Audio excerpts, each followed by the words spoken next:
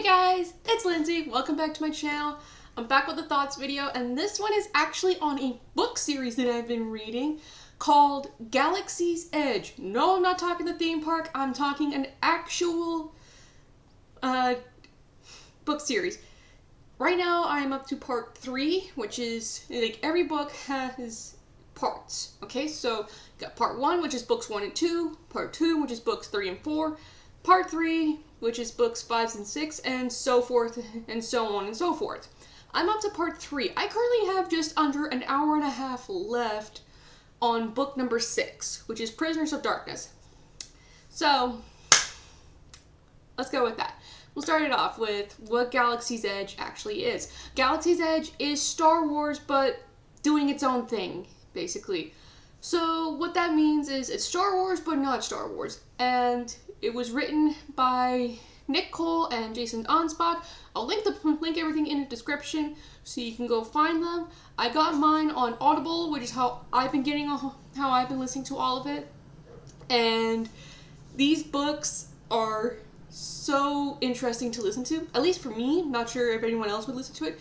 The combat is written, I would like to say realistically, and basically saying, like, you know how in movies, like, it's all, like, high tense, high energy, high stakes, everything. No, this one, like, because apparently both authors are military vets, so they writ the combat to be much more realistic, which I am actually loving this for. I'm living for this. So, what happened? So, basically, the first book starts out, you're on Kublar. Again, you won't find anything of this on the Star Wars website, because once again, this is Star Wars of its own breed, and which is really neat. But basically, you start on Kublar, and when you read it the first time, you can get such intense images. One of the legions, because they don't have, like, you know, stormtroopers in this one. Stormtroopers, clone troopers, and clone commandos. They have legion troops. One image in the first book, that stands out so much to me is, I would say, one of the characters, his name's Wraith.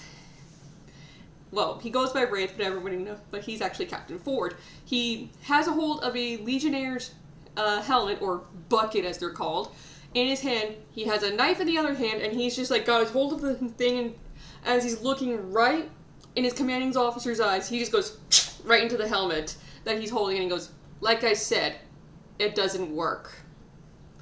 I would not allow a Legionnaire to use this," and then throws it away. I had such a distinct image in my head for a lot of it. But it is a good book. Book number 1, definitely check it out. Book number 2 is basically a continuation of the next one. Every book is, like, put on top of each other, so you gotta know, so that way you don't have to wait what happens next, which is incredible for me. I love it. Although I do have to wait every month to get a new one. So like I said, I'm only on part 3, which is books 5 and 6 so far.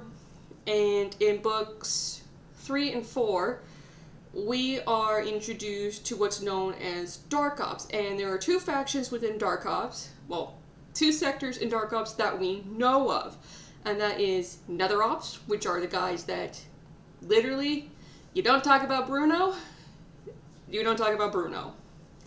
Like, these guys don't exist, okay? That's the thing with Nether Ops. To everyone else, officially, you say unofficially, it does not exist. Officially, yes, it does exist. The second one in Nether Ops is what's known as the Carnival. These are your spies, your people who do all the espionage, sabotage, everything. That's where it kind of gets, which is very interesting. And not to mention, it's book 4 that we are introduced. No, wait, sorry, book 3 that we're introduced to. What I'm calling right now is the big bad, and that is Goth Solace. If you want, and the way that I can describe Goth Solace, think Emperor Palpatine, but I don't know, think more strategic instead of power hungry. He's more strategic from what I've been getting, at least.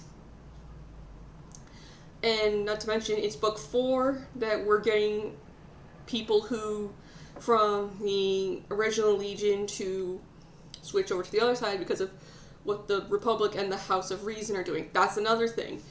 The House of Reason is the Senate, okay? That's this version's Senate.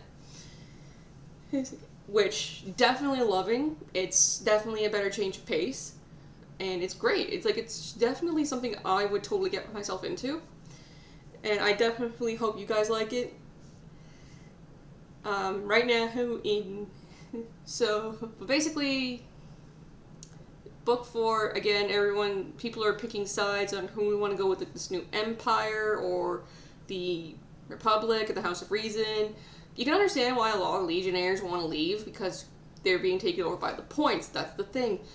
Points are the people that are, appointed to a position and then just move up the ranks without having to do anything.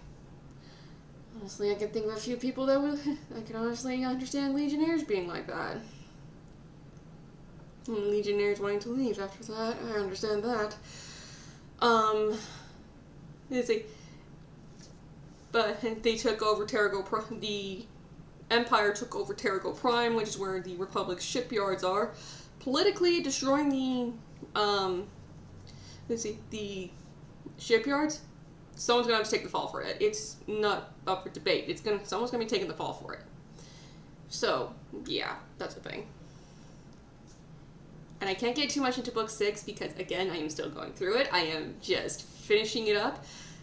Each book is about 13 to 15 hours long so far. That's the max I've seen is 15 hours. Again, I got this on Audible. Everything will be linked in the description. Go check it out. Give these books a listen to if you have Audible. If not, go online, look for these books individually. You will not regret it. But that's going to be it for me today. Hope you enjoyed my rambling about Star Wars that's not Star Wars. But I will see you guys next time with probably some more Arkham Asylum. Stay safe and be kind to each other.